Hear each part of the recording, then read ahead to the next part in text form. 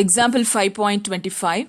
The orbit of Halley's Comet is an ellipse 36.18 astronomical units long and by 9.12 astronomical units wide. Find its eccentricity.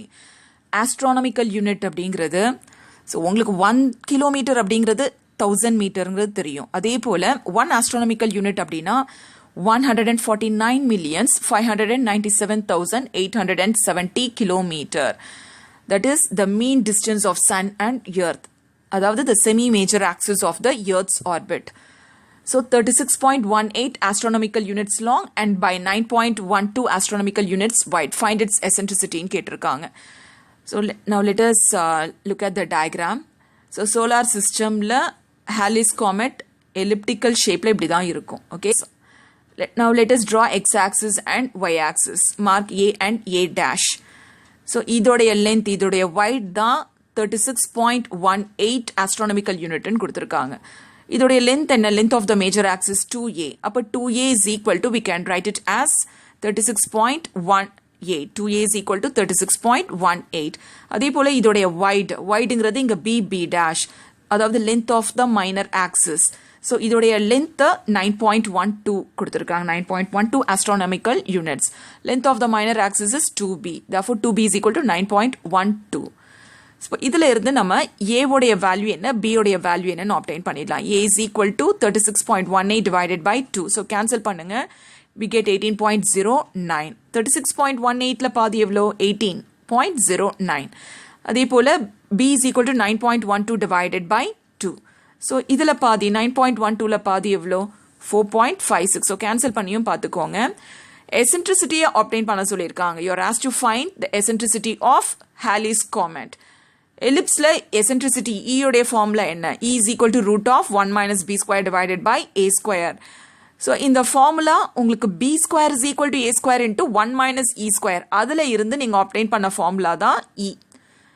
Now we have root of 1 minus b square divided by a square. இது LCM எடுங்க. a square into 1 is a square minus b square.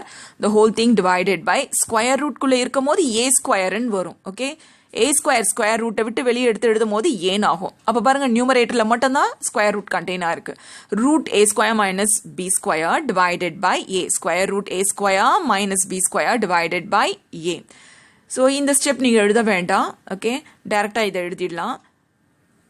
root a square, a உடைய value 18.09. So write 18.09 square minus b. b உடைய value 4.56. So write 4.56 the whole square. The whole thing divided by a. The whole thing divided by a. a உடைய value 18.09. So உங்க புக்ல இது 8.09 to old bookல கொடுத்திருக்காங்க. அதை மாத்திக்கோங்க. 18.09 தான் வரணும். Okay. And now இதை வந்து ஸ்கொயர் பண்ணி மல்டிப்ளை பண்ணி அதுக்கப்புறம் ரெண்டுத்தையும் சப்ட்ராக்ட் பண்ணி அண்ட் தென் அதுக்கு ஸ்கொயர் ரூட் எடுத்து அண்ட் தென் அது டெசிமலில் தான் வரும். அந்த டெசிமலையும் டினாமினேட்டரில் இருக்கிற டெசிமலையும் டிவைட் பண்ணுறதுக்குள்ள தட்ஸ் ஆல். இது எக்ஸாமில் வந்தது அப்படின்னா it will take much time. So இது ஈஸியாக நீங்கள் ஞாபகம் வச்சுக்கலாம். எப்படின்னா 18 ஸ்கொயர் எவ்வளோ? 18 ஸ்கொயர்னா it is 324. So root of 18 ஸ்கொயர்னா 324.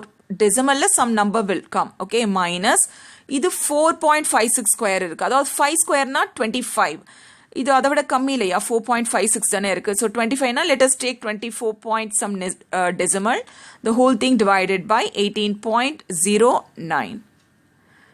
So 324 minus 24 is 300. அப்போ square root குள்ள we have 300.